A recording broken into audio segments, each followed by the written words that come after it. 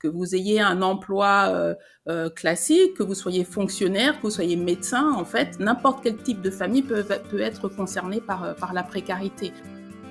Bienvenue chez Baby Safe, le podcast où nous explorons les thèmes délicats entourant la parentalité extraordinaire. Aujourd'hui, nous abordons une question centrale mais rarement évoquée, l'impact économique du handicap sur les familles. Quand un enfant présente des besoins spécifiques, cela impacte non seulement la vie quotidienne, mais aussi la stabilité financière du foyer. Les coûts des soins et les démarches administratives peuvent devenir des obstacles majeurs. Comment ces familles gèrent-elles ces pressions économiques et quelles solutions peuvent-elles trouver pour alléger cette charge? Pour explorer ce sujet, nous écouterons deux invités. Tout d'abord Diana, maman de 3 enfants, dont 2 en situation de handicap. Elle nous partage son expérience, ses difficultés financières auxquelles elle doit faire face et comment elle a dû adapter sa vie professionnelle et familiale. Ensuite, nous entendrons Sonia Aeiniu, vice-présidente de l'UNAPI, qui nous parlera des solutions et des aides disponibles pour les familles confrontées à ces situations, tout en mettant en lumière les actions que mène l'UNAPI pour soutenir ses parents. Commençons donc par écouter Diana. En fait, il faut savoir que quand on a un enfant en situation de handicap, je pense que ça c'est très clair dans la tête des personnes qui en ont du coup, on est très sollicité au niveau téléphonique. On nous impose les rendez-vous, on nous impose plus ou moins les jours et les horaires. Je pense par exemple à l'orthophonie ou à la psychomotricité. Oui. Voilà, donc ça c'est une organisation et des fois les soirs c'est pris d'assaut, les mercredis c'est pris d'assaut, donc on fait en fonction des disponibilités qui restent. Voilà. Et la décision de fermer ma société, j'ai pas eu, par rapport à ça, j'ai pas eu vraiment le choix. Moi, en plus, j'ai plusieurs enfants en situation de handicap et je voyais bien que j'étais sans arrêt au téléphone pour prendre des rendez-vous pour mes enfants. Pour les mises en place du coup d'orthophonie et de psychomotricité multipliées, les bilans à passer, etc., en fait, tout simplement. Mais je pouvais plus apporter la qualité de service à mes clients et le temps nécessaire au bon fonctionnement de ma société. Quel type de coûts sont liés au handicap de votre enfant, voire même de vos enfants, puisque vous parlez de plusieurs enfants en situation de handicap au sein de votre foyer? Faut tout compter en fait, les déplacements, pas que le coût en fait direct du professionnel, mais aussi que ça soit le travail, que ce soit les sorties avec les enfants, le handicap directement des enfants. Je sais pas, je pense par exemple aux chaussures. Quand ils abîment trop leurs chaussures, moi c'est le cas de mes enfants dans leur handicap, c'est un achat de chaussures, on peut aller jusqu'à 2 chaussures par mois par exemple, etc. Et je parle même pas des vêtements. Et tout ça c'est une réalité qui fait qu'on n'est pas forcément indemnisé à la hauteur parfois du surcoût de nos enfants. Ça a été très compliqué parce que sur le coup, on pense que les aides allouées par la MDPH sont suffisantes. Et en fait, au fur et à mesure, on se rend compte que pas du tout. Parce que y a une réalité qui fait qu'on a énormément de réunions pour nos enfants, plus qu'un enfant ordinaire. Et du coup, au niveau économique, ça a un impact sur le professionnel, forcément. Et devez-vous faire des arbitrages pour votre famille dans les dépenses du foyer? Et est-ce que ça vous pèse? Alors oui, forcément, on doit réorganiser l'aspect financier de notre famille, donc ça implique moins de sorties payantes et plus de sorties, disons, gratuites, quand le temps nous le permet. Et puis il faut réfléchir aux activités, parce que c'est le type d'enfant quand même, selon les handicaps, en tout cas pour les miens, où ils s'intéressent pas forcément à tout. Donc il faut être imaginatif et tout ça avec un coût le moins élevé possible pour pouvoir leur offrir à côté effectivement tout ce qui est bien-être, vêtements, soins, etc. Quel impact ça a eu? Est-ce qu'on peut parler de sacrifice? J'aime pas le mot, mais oui, effectivement, on peut parler de sacrifice quand même. Si, c'est des sacrifices. Ne nous voilons pas la face, c'est des sacrifices. Je crois que le plus gros, c'est au niveau professionnel. Au niveau professionnel, la fermeture de ma société, la réorganisation, un tiers-temps plutôt qu'un plein temps, ou même un mi-temps. Voilà. Le fait de ne pas pouvoir reprendre une clientèle, tout simplement, l'envie de travailler qui n'existe plus au jour d'aujourd'hui. Voilà. Et mon mari qui lui aussi de son côté, qui pourtant est en plein temps, malgré mon tiers-temps, il se retrouve aussi à être impacté. Pensez-vous que les difficultés financières ont-elles eu une répercussion sur votre couple ? Oui, oui, complètement. De quel ordre ? La réduction de notre temps de travail, aussi bien pour mon mari que pour moi-même. C'est un budget, moi je vous dis, au jour d'aujourd'hui, je travaille à 40%, l'équivalent d'un 40% sur un temps plein. Avec des fois des imprévus qui m'ont coûté en moyenne 15% de réduction de temps de travail sur mon petit tiers-temps. Donc forcément, ça a un impact énorme sur nos économies et sur notre couple, j'en parle même pas. C'est des disputes, on voit pas les choses non plus de la même façon. L'homme et la femme voient pas les choses de la même façon et on n'a pas la même façon de gérer l'argent non plus et de voir les choses. C'est pas toujours évident. C'est de l'anxiété ? Ah oui, parce que des fois ça va vraiment, des fois ça va vraiment loin. Effectivement, il faut tenir le cap, penser aux enfants et des fois, faut savoir se mettre de côté et faire des sacrifices. Évidemment, les sacrifices, ils commencent par le couple, ils commencent par notre propre personne. C'est nos enfants qui sont priorisés, c'est normal. Mais du coup, le couple, lui, dans l'intimité, il en souffre forcément. Est-ce que vous avez des conseils à donner aux familles ? Déjà, moi, je pense qu'il faut pas faire ressentir aux enfants les difficultés financières. Voilà, ça, oui. Ça me paraît évident.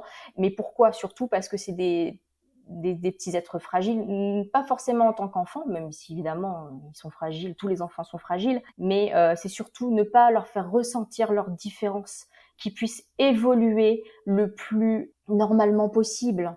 Voilà, parce que si dès leur plus tendre enfance on leur montre la dureté de la vie et la complexité qu'est l'inclusion, que ce soit au niveau milieu scolaire ou au milieu extrascolaire, voilà, s'il y a bien un conseil que je pourrais donner, c'est bien celui-là. Après, personne n'est parfait, tout le monde fait comme il peut, mais voilà.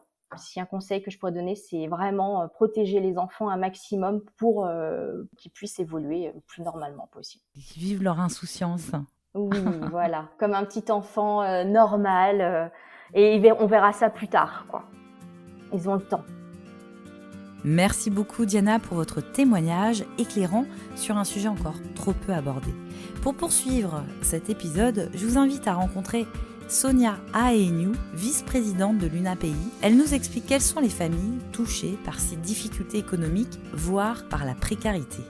Que ce soit une famille monoparentale, que ce soit une famille avec 1, 2, 3 ou 4 enfants. Elle concerne vraiment toutes les catégories socio-professionnelles, que vous ayez un emploi classique, que vous soyez fonctionnaire, que vous soyez médecin, en fait, n'importe quel type de famille peut être concerné par la précarité. Comme n'importe qui, vous avez une vie professionnelle, vous gagnez votre argent, vous payez votre loyer, vous faites vos courses, mais à partir du moment où vous avez un enfant en situation de handicap, vous avez un impact qui fait que vous avez des frais médicaux, vous pouvez avoir des frais de garde, vous pouvez avoir des frais de transport parce qu'il faut emmener l'enfant à gauche, à droite pour voir des spécialistes, par exemple. Si vous devez arrêter de travailler ou si vous devez avoir une activité réduite dans son temps, vous avez forcément un impact sur tout ça. À partir du moment où vous ne travaillez pas, vous n'avez pas de rentrée d'argent. Donc l'impact a une incidence sur votre logement, sur votre santé et vraiment sur toute votre vie sociale.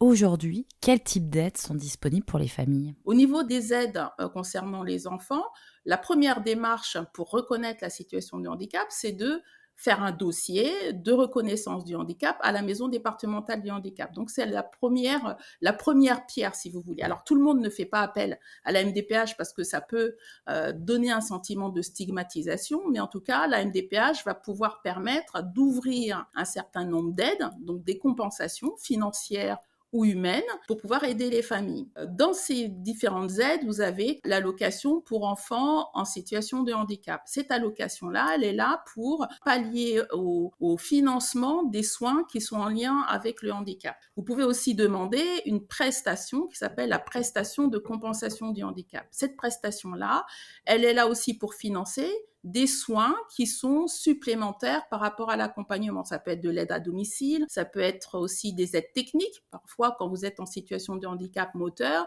vous avez besoin de certaines aides techniques. Ça peut être aussi des aides concernant la vie de tous les jours. Alors, et vous pouvez avoir des aides, par exemple, pour les protections urinaires. Donc, tout ça, ce sont des formes d'aides qui sont données par la prestation de compensation du handicap. Vous pouvez faire appel à un centre communal d'action sociale, les CCAS, auprès de votre commune, qui vont vous apporter aussi d'autres aides, dont les aides ménagères, dont des aides aussi pour les transports ou des aides pour le logement. Alors, ce qui est compliqué quand on est un parent en situation de handicap, c'est qu'on ne sait pas du tout où chercher les aides. Mais si vous voulez des personnes ressources, vous pouvez vous approcher aussi des associations comme l'UNAPEI pour demander des conseils. Vous avez l'APF aussi, l'association Paralysie France, qui peut aussi vous apporter un certain nombre d'aides, d'écoute et de soutien. Donc, vous avez beaucoup de paysages. Dans le paysage, vous avez beaucoup d'associations qui peuvent vous aider. Dans les interlocuteurs, dans les collectivités, donc vous avez effectivement les mairies, vous avez les conseils départementaux aussi qui peuvent aussi vous apporter un certain nombre d'aides, notamment sur les transports. Vous avez des pôles ressources handicap qui peuvent aussi être présents soit dans vos mairies, soit au conseil départemental ou à la maison départementale du handicap, qui peuvent vous apporter. Alors souvent, c'est pour la petite enfance, de 0 jusqu'à 6 ans à peu près.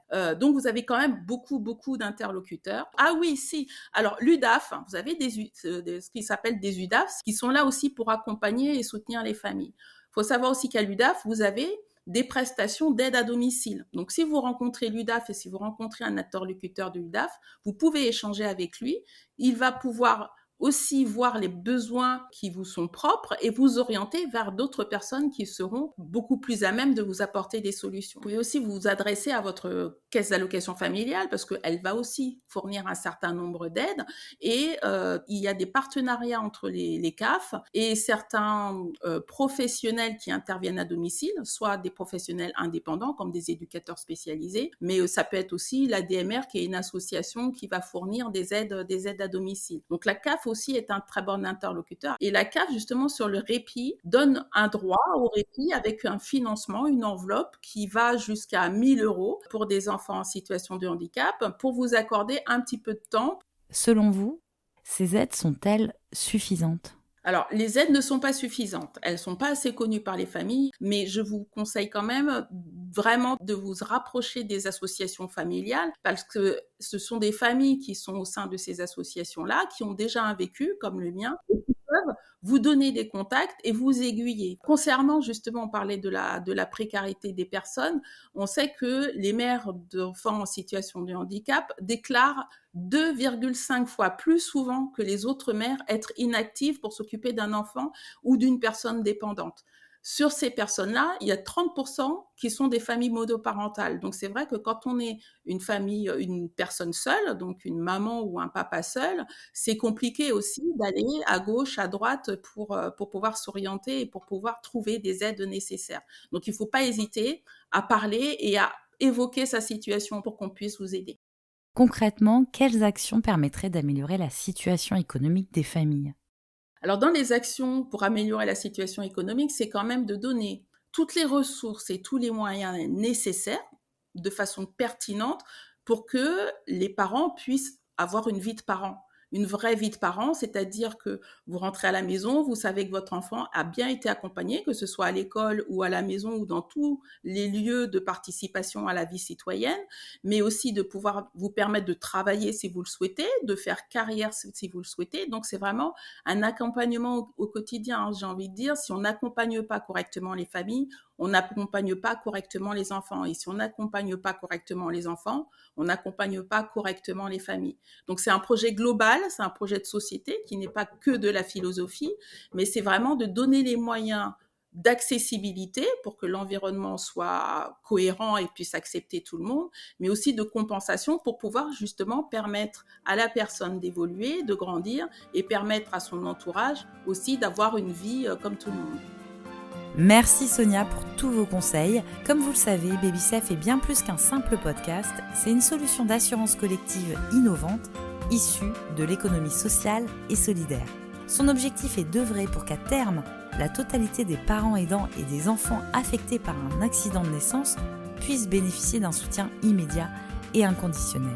Pour en savoir plus, rendez-vous sur babysafe.solution le site de la première et la seule solution d'assurance collective pour les parents aidants d'un enfant né grand prématuré ou avec un handicap. Vous pouvez retrouver le lien dans les notes du podcast. Merci de votre écoute et à très bientôt pour un nouvel épisode de Baby Safe.